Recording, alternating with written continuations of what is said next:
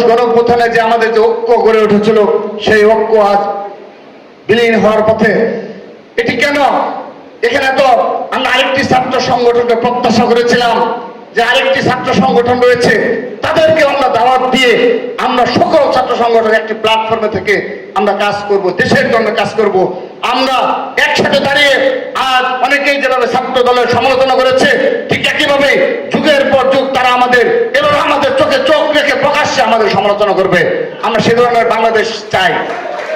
কিন্তু তারা কি সে ধরনের ভূমিকা পালন করেছে? 5 আগস্ট 2024 সেই রাত থেকে শুরু হলো আরেকটি ফেসিলিটি কায়দায় অনলাইন ব্যাশিং। সেটি কি?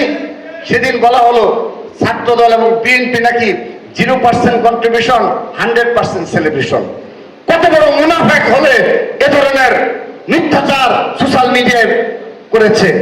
কিন্তু যখন একে একে শহীদ হোসেন, শহীদ রাব্বি সহ আমার ছাত্রদলের ভাইদের শহীদ হওয়ার সংবাদ আসলো, বিএনপির বিভিন্ন পর্যায়ে নেতাকর্মী, যুবদল, স্বেচ্ছাসেবক দলের নেতাকর্মীদের শহীদ হওয়ার সংবাদ যখন সংবাদ মাধ্যমে স্থান পেতে থাকলো, সেই মুনাফেকেরা এই জায়গা থেকে তাদের সরে এসে তখন স্বীকার করে নিল যে না, ছাত্রদল বিএনপি ভূমিকা পালন করেছে।